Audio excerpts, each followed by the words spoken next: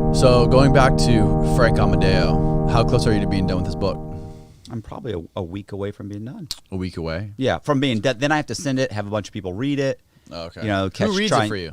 I mean, I've got just friends, like my friend Stacy will read it. Oh, you mean read the audio version, or just like read it to catch misspellings or like no, typos? just read it to catch misspellings, typos. You know, okay. Who knows what I did. I actually have a bunch of guys that have contacted me.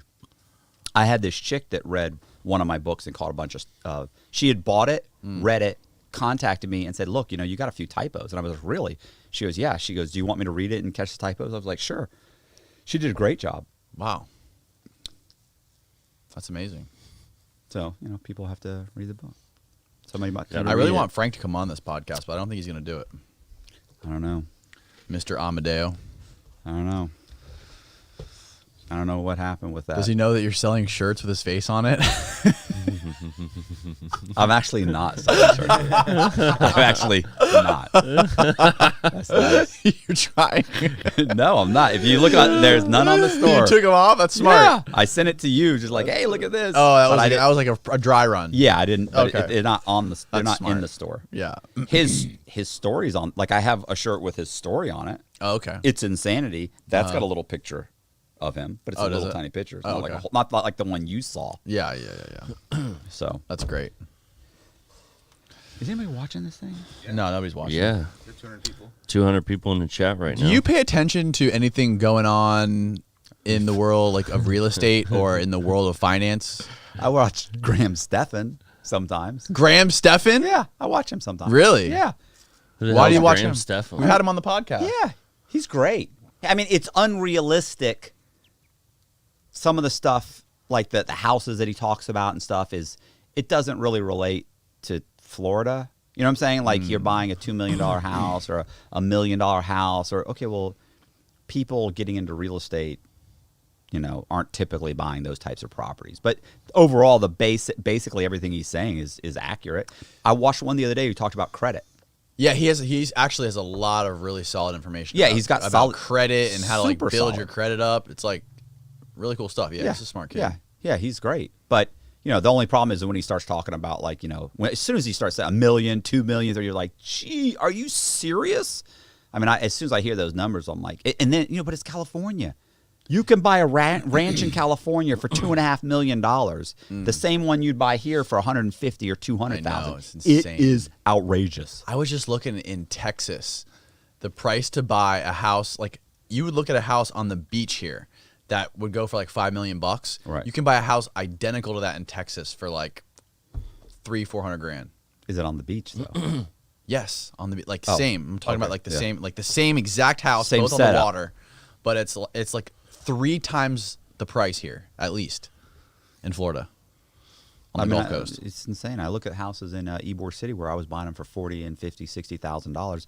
Houses are selling for $200,000, $250,000, and it's like that's $250,000. That would Imagine if you still owned a couple of those.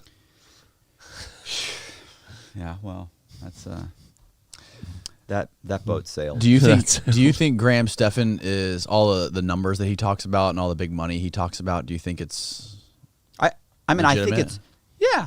I think Yeah? it's legit. I think it's because legit. he makes most of his money off YouTube. He does now. He doesn't make like his ratio from income, like from his real estate versus YouTube, right. is I would say probably 90% YouTube, Right, 10% real estate. It's like I don't know for sure, but that's what I guess. That's what I guess that's his niche, right? So it's like these guys that do the seminars where they teach you how to flip houses, and it's like, okay, well, why are you teaching? You know, if you're so amazing at flipping houses, you can make so much money. Why aren't you flipping houses? Right. And of course, well, why? Because 80-90% of my income is derived from teaching these courses. selling the courses. I make way more, and it's way easier to do that course than it is to actually go out and flip the houses. And there's not as much risk. And yeah, it's a problem because that's what happens with a lot of people, especially in real estate or other online courses. They build up like this huge audience where people like them. They have this big fan base. They're like, fuck, now let me figure out something to sell so I can make more money. right. So you think, oh, this guy's really good at this one thing. He's like a guru at finance or real estate or whatever the fuck it might be.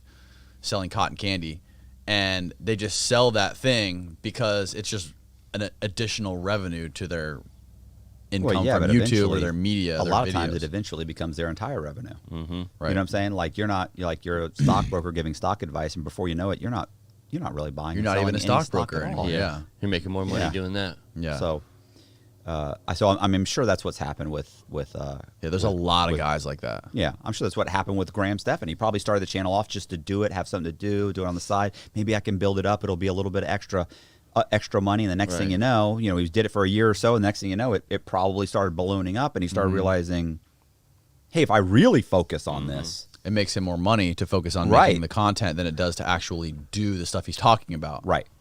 And it's probably more fun and less work for his personality. Mm-hmm. So. Yeah, he's got an interesting personality. Does he want to drive around all day, drive people around, show them houses, look, spend days with people, and then they end up, we decided not to do it. Or we're going, guess what? The last minute, we found another house. My wife's cousin's a realtor. I didn't know it, and he's got a house. We found that one. We're going to go with him. Yeah. I spent a week driving around. God, that's got to be such a pain in the ass to be a it's gotta be real estate horrible. agent or a Horrible. real estate broker. What an awful job.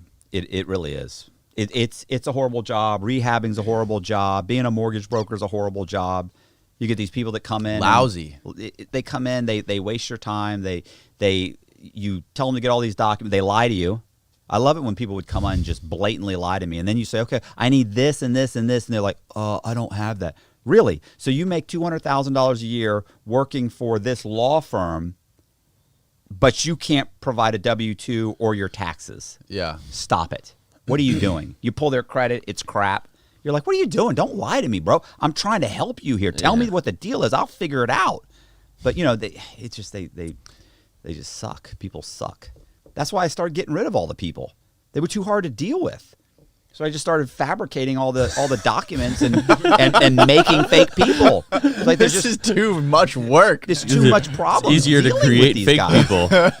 They don't lie have to you. to They listen quit to their 'em. they quit their jobs like 3 days before. I had a guy I was getting him like $60,000 out of his house.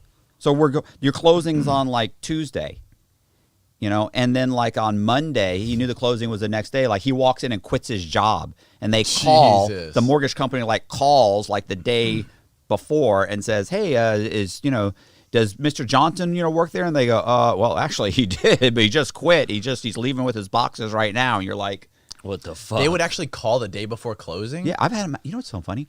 Usually they call a few days or a week before. I've had them call after the closing, which always killed me. And I only know this because I'm the borrower. So I make a fake person, and they then call you they after. never called to verify, which is not uncommon. And then it was like, hey, they never did call. And I thought, that's weird. And then like a week later, they call. Hi, just checking to make sure that Gary Sullivan, is works there. And it's like, I got checks in the bank. I'm already removing the cash. What if he didn't work there? Of course, I always said, absolutely, he still works here. But Numb nuts? I mean, and it's not once. We're talking about multiple times that's happened. Yeah. They're just they're overwhelmed or something. I don't know. What if you're self-employed? Then what? How do you, You how have do to you provide 2 years, 1040s. You have to provide your taxes. 2 years of 1040s, Yeah. right? But then who are you going to call to verify it? Well, you don't. You can if it's in the middle of the year. If it's like in the second quarter, then they'll typically ask for like a profit or loss, or sometimes a certified profit or loss. Like Yeah. they want an actual your CPA or like an accountant to actually Yeah. certify this is what he's made to date. Or they'll ask for a copy of your bank statements or something just to Yeah. kind of prove, hey, he is making money. He is still making money. Yeah. And then they had the whole light doc programs where they would ask for like 12 months worth of your bank statements. And don't they have to figure out? They have to figure. I remember this specifically is that your debt to income, your DTI. including your mortgage, your DTI your debt has to be less than I think 40% of your total income. Is that what it was? Well, I mean, if it depends on if it's like FHA's like under like 41%. If it was subprime, it was typically under like 45 What's or 50%. subprime?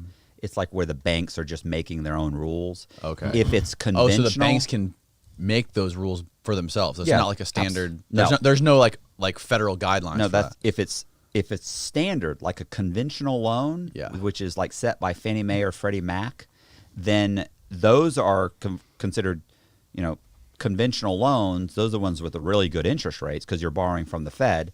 Well, those your DTI would have to be like below 36%. Or 38%, depends on the program. But yeah, below 36. So it's your new mortgage payment, all the monthly bills showing up on your actual Bank statement, credit report. credit report. So if they your don't car look- payment, your car payment, your minimum credit card balance, your minimum credit card payments, plus your new mortgage, all of that together, your reoccurring debt, monthly debt, all that together divided by whatever you make in a month. But wait, they don't go through your bank statements and look at how much you're spending on gas, how much you're spending on groceries, how No. much shit you're buying, how much. No. They could No. they could look Unless at, so say for example you make 50 grand a month, right? Right. And you only have one car payment and a mortgage right now, and that may only add up to 10 grand a month, right? And you're W-2'd?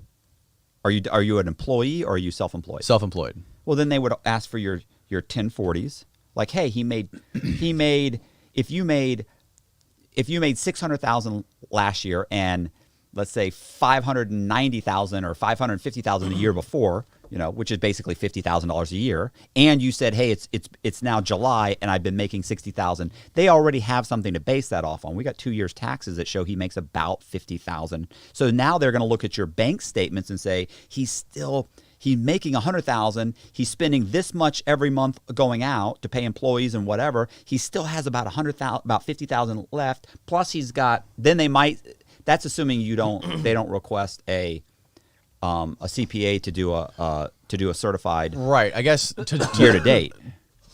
to simplify my question is DTI, they don't look at money in, money out of your bank account. They only look at what's on the debt on your credit report to figure out what your DTI pretty is. much. Pretty much. Okay. The simplest version of that Okay. the simple answer is yes. They typically don't ask for your bank statements unless they're just looking for where your down payment's coming from.